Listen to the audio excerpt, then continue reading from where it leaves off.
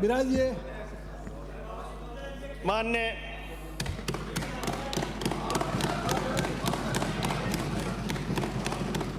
माननीय सभापति महोदय, आज मैं जिस विधेयक पर इस प्रतिष्ठित सदन में प्रस्तुत कर रहा हूं, वह केवल एक विधायी प्रस्ताव नहीं बल्कि यह हमारे लाखों विद्यार्थियों के भविष्य की रक्षा, समाज की संवेदनशीलता और कोचिंग संस्थानों की व्यवस्था की गरिमा को स्थापित करने का एक ऐतिहासिक अवसर है। यह एक ऐसा क्षण है जब हम केवल कानून नहीं बना रहे, बल्कि हम आने वाली पीढ़ियों को दिशा और दशा तय कर रहे हैं। आज का ये विधेयक हमारे राज्य के युवाओं, उनके माता पिता और लाखों परिवारों के भविष्य से सीधा जुड़ा हुआ है।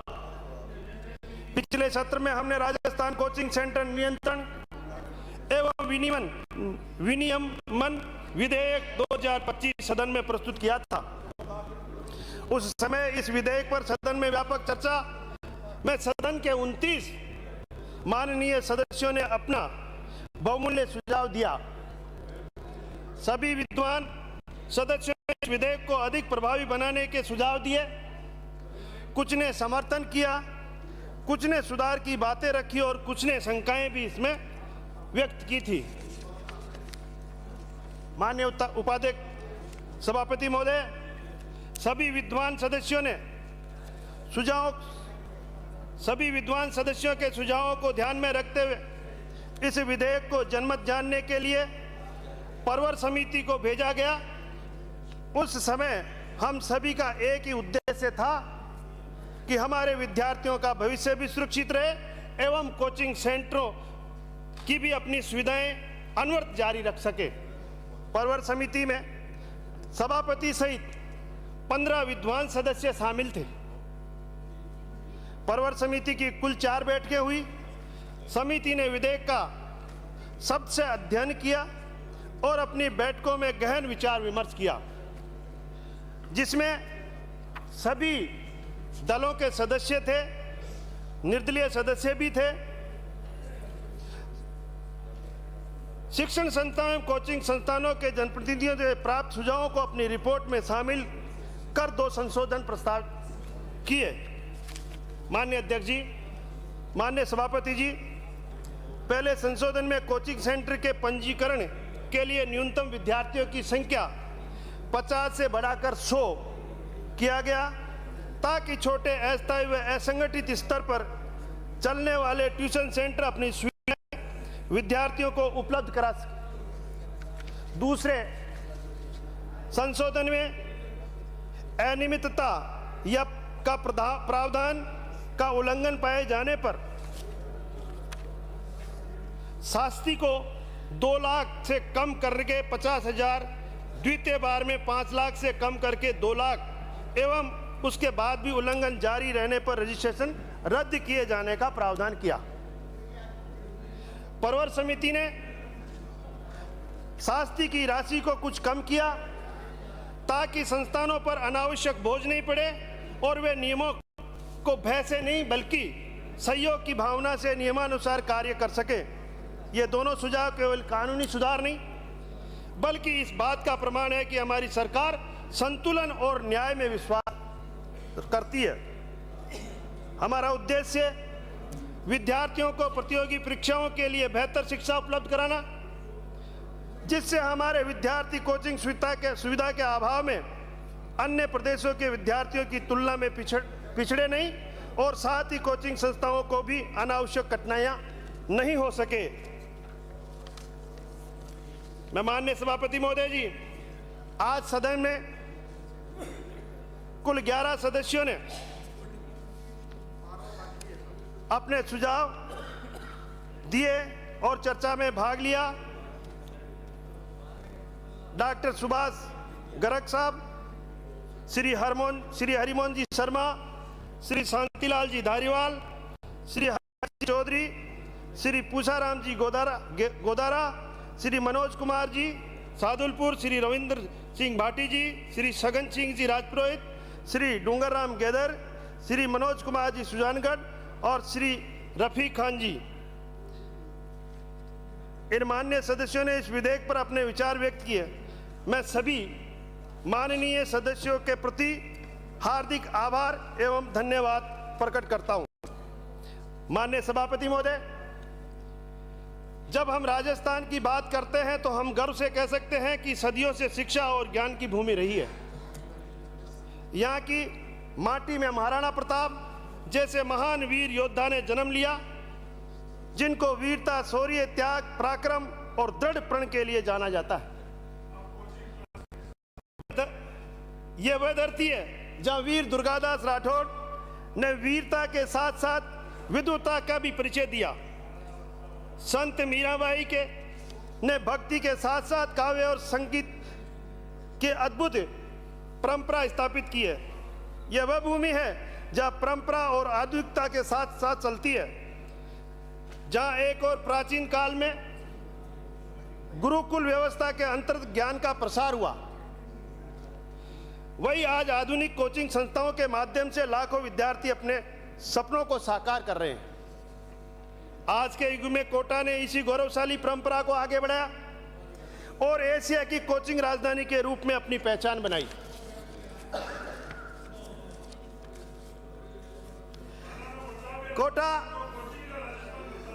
कोटा आज केवल एक शहर नहीं, ये लाखों सपनों, लाखों हमारे बच्चों का सपना का केंद्र है। यहाँ IIT, JEE, नीट, UPSC व अन्य प्रतियोगी परीक्षाओं की तैयारी के लिए लाखों छात्र हर वर्ष आते हैं। यहाँ बिहार से, छपरा से लेकर केरल के कोची तक, असम से गुवाहाटी से लेकर गुजरात के सूरत तक पूरे भारत से विद्यार्थी आते हैं। वे अपने साथ केवल किताबें नहीं लाते, कॉपियां नहीं लाते, बल्कि अपने विचार, अपने परिवार की पूरी उम्मीदें, माता पिता के सपने और अपने भविष्य की आकांक्षाओं को लेकर आते हैं। माननीय सभापति महोदय, इस कोचिंग उद्योग ने राजस्थान की अर्थव्यवस्था में भी एक अभूतपूर्व योगदान दिया है। आज कोटा में ही लगभग 2.5 से 3 लाख विद्यार्थी हर साल आते हैं। इससे प्रत्यक्ष और अप्रत्यक्ष रूप से लाखों लोगों को रोजगार मिलता है। हॉस्टल चलाने वाले, मेस चलाने वाले, किराना दुकानदार, स्टेशनरी विक्रेता, ऑटो रिक्शा चालक, मकान मालिक और सब्जी विक्रेता से लेकर बड़े व्यवसाय तक सभी इस उद्योग में से लाभान्वित होते हैं। यह केवल शिक्षा का केंद्र नहीं बल्कि एक पूरी अर्थव्यवस्था का केंद्र भी बन गया। माननीय सभापति महोदय, इस चमक दमक के पीछे एक अंधेरा सच भी है जिसे हम नजरअंदाज नहीं कर सकते। पिछले 4 वर्षों में राज्य में कुल 88 कोचिंग विद्यार्थियों ने आत्महत्या की है। इसमें से केवल कोटा में 70 और सीकर में 14 और बाकी अन्य शहरों के थे। यह केवल आंकड़ा नहीं, यह हमारी सामूहिक विफलता का प्रमाण है। जब एक विद्यार्थी जिसने अपनी जिंदगी देखी ही नहीं, जीवन से इतना निराश हो जाता है कि मृत्यु को गले लगा लेता है, तो यह पूरे समाज के लिए श्रम की बात है। यही कारण है कि माननीय उच्च न्यायालय जयपुर ने DB सिविल रिट याचिका 99/2016 में स्वतः संज्ञान लेते हुए 25 जुलाई 2025 को इस मामले में सुनवाई की और कोचिंग संस्थानों पर नियंत्रण के लिए आवश्यक नियम बनाने के निर्देश दिए थे। वर्ष 2017 में Tata institute of social sciences Bombay ने कोटा में कोचिंग विद्यार्थियों की आत्महत्या के मनोवैज्ञानिक पहलुओं का अध्ययन करवाया गया था। इस अध्ययन के निष्कर्षों ने कई चौंकाने वाले तथ्य सामने आए। अध्ययन के अनुसार 70% से अधिक विद्यार्थी गंभीर मानसिक तनाव से गुजरते, 40% विद्यार्थी नींद की कमी और अवसाद से जूझते, 30% विद्यार्थियों ने स्वीकारा कि उन्होंने कभी न कभी आत्महत्या के बारे में सोचा है, 25% अभिभावक कर्ज के बोझ तले दबे हैं। ये आंकड़े हम बताते हैं कि स्थिति कितनी गंभीर है और तत्काल हस्तक्षेप की आवश्यकता क्यों है। यही कारण है कि माननीय उच्चतम न्यायालय ने भी इस मामले को संज्ञान में लिया और क्रिमिनल अपील याचिका संख्या 1425/2025 में अमित कुमार बनाम भारत संघ में पारित निर्णय दिनांक 28 जुलाई 2025 में निर्देश दिए गए। न्यायालय ने छात्रों में मानसिक स्वास्थ्य संबंधी चिंताओं, शैक्षणिक संस्थाओं में आत्महत्या की रोकथाम से संबंधित मुद्दों पर चर्चा और विचार विमर्श करने तथा निवारक उपायों की सिफारिश करने के लिए एक राष्ट्रीय कार्यबल का गठन किया गया।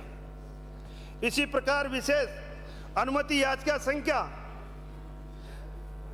63/2024 से अद्भुत क्रिमिनल अपील संख्या 3177/2025 में कुलदेव बनाम आंध्र प्रदेश राज्य एवं अन्य में माननीय उच्चतम न्यायालय ने सभी विभाग विशेषकर शिक्षा, स्वास्थ्य और परिवार कल्याण तथा जिला प्रशासन को निर्देश दिए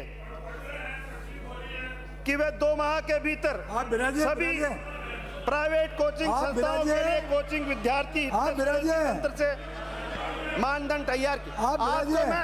माननीय आपको मैं आंकड़े दे रहा हूँ, न्यायालय के आंकड़े दे रहा हूँ, वो देख के ही तो दूंगा आपको। आप बैठिए। केंद्र सरकार ने आप बिराजे शांत रखें भी इस समस्या की गंभीरता को समझते हुए 16 जनवरी 2024 को कोचिंग संस्थानों के पंजीकरण विनियम, आप सुनिए पहले, की रूपरेखा तैयार किए, मार्गदर्शक सिद्धांत जारी किया। इस सिद्धांतों में स्पष्ट निर्देश दिए गए कि सरकार इन्हीं कानूनों के ढांचे को स्थापित करें। हमारी सरकार ने तत्काल कार्रवाई करते हुए 28 फरवरी 2024 को इन गाइडलाइंस को अपनाया और अब इस विधेयक के माध्यम से इन्हें कानूनी रूप देने के लिए हम सभी आप चर्चा कर रहे हैं, लेकिन आपकी सरकार ने कभी इस पे ध्यान नहीं दिया था। माननीय सभापति महोदय, आज यहाँ ये चिंता व्यक्त की गई है कि ये विधेयक कोचिंग सेंटर पर अनावश्यक बोझ डालेगा। मैं स्पष्ट करना चाहता हूं कि ये विधेयक कोचिंग सेंटर विरोधी नहीं है। जो संस्था पहले से ही अच्छे मापदंडों का पालन कर रही है, उन्हें कोई कठिनाई नहीं होगी, बल्कि उन्हें लाभ होगा, क्योंकि अब सभी को समान मानदंडों के रूप में पालन करना होगा। यह स्वास्थ्य प्रतिस्पर्धा को बढ़ावा देगा। गलत तरीकों से काम करने वाले संस्थाएं अब बाजार से बाहर हो जाएगी और ईमानदार संस्थाओं का सही स्थान मिलेगा। कुछ लोग ये भी कहते हैं कि बाजार की शक्तियां स्वयं को सब कुछ ठीक कर देगी, लेकिन हमने देखा है कि बाजार की आंधी शक्तियां ने क्या किया। उन्होंने शिक्षा को पूर्णतः व्यापार बना दिया, विद्यार्थी ग्राहक बन गए और ज्ञान एक वस्तु बन गया। जब शिक्षा केवल लाभ कमाने का साधन बन जाती है तो वह अपना मूल्य उद्देश्य को खो देती है, मूल उद्देश्य को। इसलिए सरकार का हस्तक्षेप इसमें आवश्यक है। माननीय अध्यक्ष महोदय, मैं अंतर्राष्ट्रीय परिप्रेक्ष्य में भी इस विषय को रखना चाहता हूं, क्योंकि शिक्षा की समस्या केवल भारत की नहीं, जापान में जूकी, दक्षिण कोरिया में हांगवॉन, चीन में बुक्सिबान जैसे नाम से यह व्यवस्था चलती है। इन सभी देशों ने इस समस्या से निपटने के लिए कदम उठाए।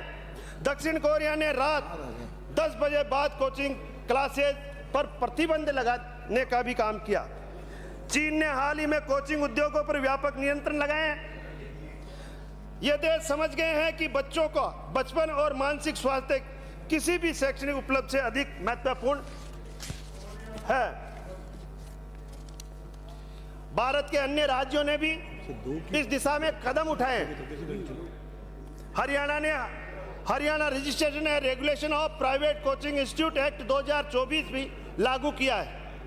मणिपुर में Manipur coaching institute control and regulation act 2017 प्रभावी से रूप से कार्य कर रहा है। बिहार में 2010 से ही ऐसा कानून लागू है। उत्तर प्रदेश में 2002 से भी यह व्यवस्था चल रही है, लेकिन राजस्थान का यह विधेयक सबसे व्यापक और संतुलित है, क्योंकि यहाँ की स्थिति सबसे अलग और चुनौतीपूर्ण है। राजस्थान का मंडल इन सभी से अधिक संतुलित, समावेशी और व्यवहारिक है। हम न तो कोचिंग सेंटर को कुचलना चाहते हैं और न ही बच्चों की आज़ादी छीनना चाहते हैं। हम चाहते हैं कि कोचिंग सेंटर ऐसे संस्कार केंद्र बने जहां विद्यार्थी आत्मविश्वास, अनुशासन और सामाजिक मूल्य सीखें और अपने उद्देश्य को प्राप्त कर सके। माननीय अध्यक्ष महोदय, यह विधेयक राष्ट्रीय शिक्षा नीति 2020 की भावना से भी अनुरूप है। राष्ट्रीय शिक्षा नीति समग्र विकास की बात करती है, केवल परीक्षा में अंकों की बात नहीं करती है। राष्ट्रीय शिक्षा नीति रटन प्रणाली है। हम इसके स्थान पर कौशल विकास पर जोर दे रहे हैं। यह विधेयक भी इसी दिशा में एक कदम है। आदरणीय प्रधानमंत्री नरेंद्र मोदी जी के नेतृत्व में भारत को 2047 तक विकसित राष्ट्र बनाने के संकल्प को पूरा करने के लिए महत्वपूर्ण ये भूमिका निभाएगा। लेकिन ये शिक्षा तनाव मुक्त और गुणवत्तापूर्ण होनी चाहिए। हमारे युवा यदि मानसिक रूप से स्वस्थ और प्रसन्न नहीं होंगे तो वे राष्ट्र निर्माण में अपना योगदान कैसे दे पाएंगे। इसलिए यह विधेयक केवल नियंत्रण का नहीं बल्कि सशक्तिकरण के साथ साथ व्यक्ति निर्माण का भी है। माननीय अध्यक्ष महोदय, हमारे यशस्वी मुख्यमंत्री श्री भजनलाल शर्मा जी ने उनके इस सरकार के नेतृत्व में हमारी सरकार ने शिक्षा को सर्वोच्च प्राथमिकता दी है। प्रदेश के विश्वविद्यालय और महाविद्यालयों में रिक्त पदों पर भर्तियां करने का, आधारभूत सुविधाओं का निर्माण करना और अन्य आवश्यक विकास कार्यों के लिए सरकार पूर्ण रूप से प्रतिबद्ध है। निजी विश्वविद्यालयों में गुणवत्तापूर्वक और पारदर्शी शिक्षा विद्यार्थियों को मिलनी चाहिए। इसके लिए समय समय पर दिशा निर्देश जारी किए जाते हैं और शिकायत मिलने पर संबंधित विश्वविद्यालयों के अधिनियम के अनुसार जांच करवाकर आवश्यक कार्रवाई भी की जा रही है। माननीय अध्यक्ष महोदय, जॉन एफ कैनेडी ने कहा था कि ये मत पूछो कि तुम्हारा देश तुम्हारे लिए क्या कर सकता है, बल्कि ये पूछो कि तुम अपने देश के लिए क्या कर सकते हो। मैं आज इस सदन से और समाज के सभी वर्गों से अपील करता हूं कि यह केवल सरकार की जिम्मेदारी नहीं है, हम सबको मिलकर इस समस्या का समाधान खोजना चाहिए। राजस्थान कोचिंग सेंटर नियंत्रण एवं विनियमन विधेयक 2025 का नाम जितना तकनीक की प्रतीत हो रहा है, इसका महत्व उससे भी कहीं अधिक मानवीय संवेदनशीलता और सामाजिक है। यह विधेयक उस पीड़ा की अभिव्यक्ति है जिसे हमने कोटा, सिक्कर जैसे शिक्षा केंद्रों में पढ़ने वाले युवाओं की आंखों में देखा है। यह उन माताओं की दुआओं की गूंज है जो हर दिन अपने बच्चों को सलामती के लिए अपने भगवान से प्रार्थना करती है। यह उन अभिभावकों के संघर्षों का एक दस्तावेज स्वीकृति है जिन्होंने अपने खून पसीने की कमाई से अपने बच्चों को डॉक्टर, इंजीनियर और प्रशासन अधिकारी बनाने का सपना देखा है। माननीय अध्यक्ष महोदय, हम यह विधेयक इसलिए नहीं ला रहे हैं कि कोचिंग संस्थाओं को दंडित किया जाए। हम यह विधेयक इसलिए ला रहे हैं कि ताकि विद्यार्थियों को सम्मान मिले, ताकि शिक्षा संस्थानों को केवल वाणिज्यिक प्रतिष्ठान न बनकर रह जाए, ताकि माता पिता को यह विश्वास हो कि उनके बच्चों को केवल प्रतियोगी परीक्षाओं की तैयारी के ही नहीं करवाई जा रही है, वहां पे उन्हें एक सशक्त नागरिक बनने की दिशा में एक मार्गदर्शन भी दिया जा रहा है। माननीय अध्यक्ष महोदय, इस विधेयक के माध्यम से महत्वपूर्ण और दूरगामी सुधार लाने के लिए इस विधेयक में आवश्यक प्रावधान प्रस्तावित किए गए। जैसे अब राज्य में कोई भी कोचिंग सेंटर बिना राजकीय पंजीकरण से के संचालित नहीं हो सकेगा। यह पंजीकरण केवल एक कागजी कार्रवाई नहीं होगी, बल्कि इसके तहत संस्थानों की शिक्षण पद्धति, शिक्षक की योग्यता, भवन की भौतिक संरचना, सुरक्षा के उपाय आदि की भी विस्तृत जांच की जाएगी। कोचिंग सेंटर में न्यूनतम विद्यार्थियों की संख्या, जहां पहले 50 विद्यार्थी वाला संस्थान विधेयक के अंतर्गत आते थे, अब वे 100 कर दी गई है। इसका उद्देश्य छोटे ट्यूशन सेंटरों को अनावश्यक दायरे में लाना नहीं, बल्कि जो बड़े कोचिंग हब्स है उनको व्यवस्थित करना है जहां जोखिम सबसे ज्यादा होती है। इसमें दंड युक्ति संगत निर्धारण करने के लिए पहले प्रस्ताव साथित राशि 5 लाख रुपए थी, अब इससे घटाकर 2 लाख रुपए किया गया है। राज्य स्तर पर कोचिंग प्राधिकरण की स्थापना की गई है। Rajasthan coaching control and regulation authority बनाई जाएगी, जिसकी अध्यक्षता उच्च शिक्षा विभाग के शासन सचिव करेंगे।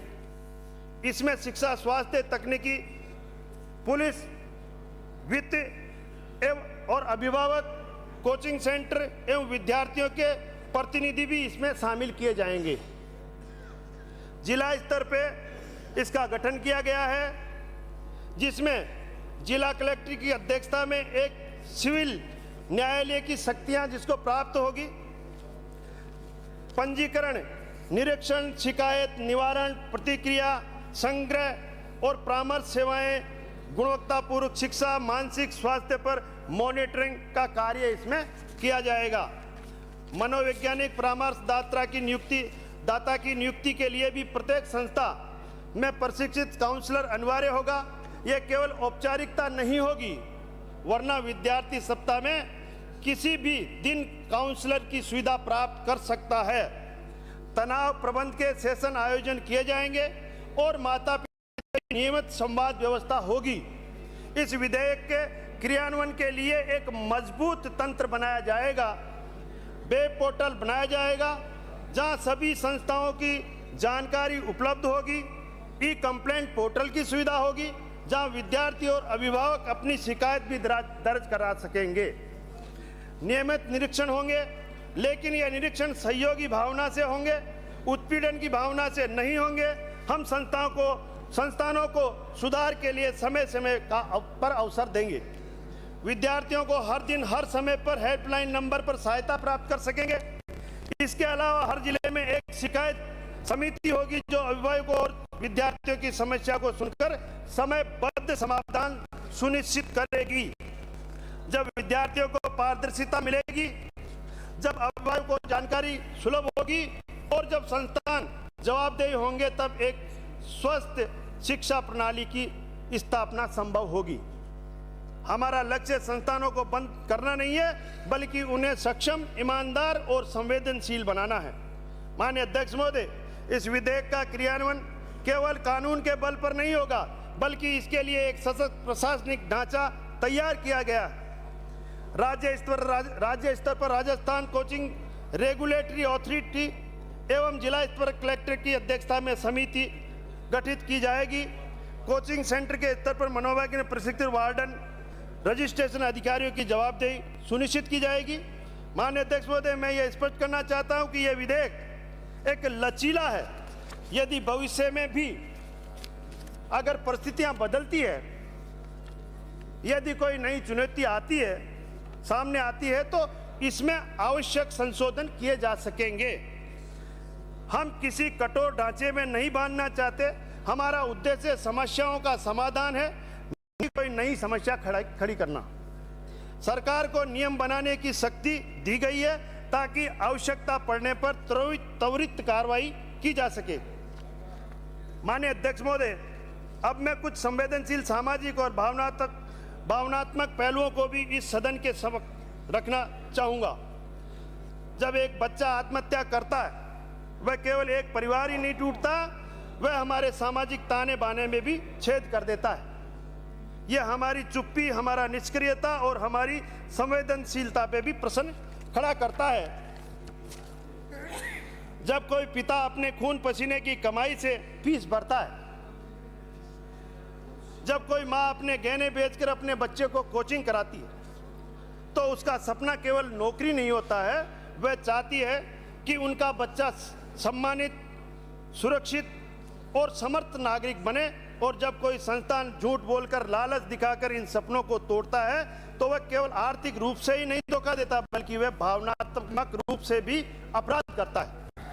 माननीय अध्यक्ष महोदय, इस विधेयक के माध्यम से हम ये सुनिश्चित करना चाहते हैं कि शिक्षा सेवा हो, व्यापार नहीं हो, विद्यार्थी सशक्त नागरिक बने, रैंकिंग मशीन नहीं बने, अभिभावक केवल फीस देने वाले नहीं बने और संस्था जवाबदेही और सहयोगी बने। माननीय अध्यक्ष महोदय, जब हम शिक्षा की बात करते हैं तो केवल पुस्तकों और पाठ्यक्रमों और परीक्षाओं की बात करते हैं। हम बात करते हैं चरित्र निर्माण की, नैतिकता की और उस सजग नागरिक को की जो राष्ट्र निर्माण में योगदान दे सके।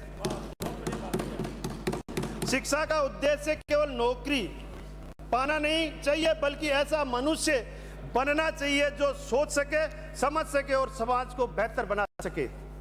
आज जब कोचिंग उद्योग अरबों रुपए का वाणिज्यिक ढांचा बन चुका है, तब यह हमारी सामूहिक जिम्मेदारी बन जाती है कि हम सुनिश्चित करें कि शिक्षा का बाजारीकरण नहीं हो, लेकिन गुणवत्ता और सेवा दोनों सुनिश्चित हो। माननीय अध्यक्ष महोदय, हमारा सबसे पहला और बड़ा दायित्व है कि हम अपने विद्यार्थियों के भविष्य की रक्षा करें। कोई भी छात्र केवल इस वजह से पीछे न रह जाए कि उसे सुरक्षित और पारदर्शी माहौल नहीं मिला। कोई भी अभिभावक केवल इस वजह से अपनी मेहनत की कमाई गंवाने बैठे कि किसी संस्थान ने झूठा दावा किया, और कोई भी परिवार केवल इस वजह से आंसू न बहाए कि उसके बच्चे ने दबाव के कारण अपनी जान गंवा दी। यह विधेयक विद्यार्थियों को भय, दबाव और धोखे से मुक्त करने का प्रयास किया। मंत्री जी बोल रहे हैं, माननीय अध्यक्ष महोदय, जब कोई माँ बाप अपने बच्चे को हजारों किलोमीटर दूर कोचिंग के लिए भेजता है तो उनके मन में सैकड़ों चिंताएं होती है। फीस का बोझ, सुरक्षा का डर और भविष्य की अनिश्चितता। इस विधेयक में अभिभावकों को भरोसा मिलेगा कि फीस में और सरकार उनके बच्चों की सुरक्षा की गारंटी दे रही है।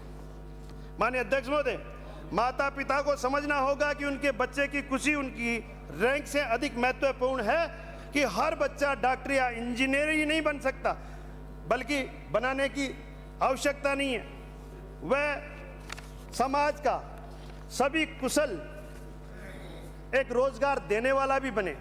समाज में हर प्रकार की प्रतिभा की भी आवश्यकता है। एक अच्छा शिक्षक, कुशल कारीगर, एक ईमानदार व्यापारी, एक समर्पित कलाकार, एक प्रशासनिक अधिकारी, ये सब समाज के लिए उतने ही महत्वपूर्ण है जितने डॉक्टर और इंजीनियर है। इसलिए जो अभिभावक डॉक्टर और इंजीनियर बनाने के लिए ही करते हैं, उनको ये भी सोचना चाहिए। माननीय अध्यक्ष महोदय, मैं आपके माध्यम से कोचिंग संस्थान वहीं जाकर के संचालकों से यह भी कहना चाहता हूं कि आप केवल व्यवसायी नहीं बने, आप राष्ट्र निर्माता और उसके हाथों में देश का भविष्य हो।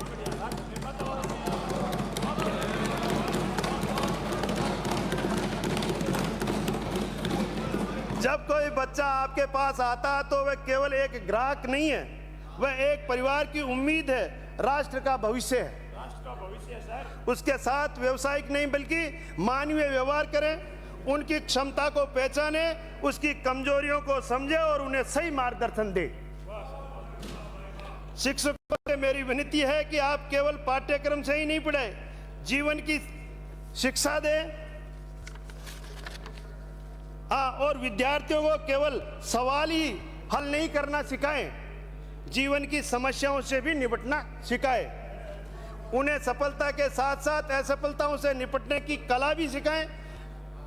यदि याद रखिए कि आप केवल शिक्षक नहीं हैं, आप मार्गदर्शक हैं, मित्र हैं और कई बार आप माता पिता की भूमिका में भी होते हैं। विद्यार्थियों से भी मैं कहना चाहता हूं कि यह विधेयक आपके लिए है, यह आपको सुरक्षा देगा, आपके अधिकारों की रक्षा करेगा और आपको भावनात्मक वातावरण में पढ़ने का अवसर भी देगा।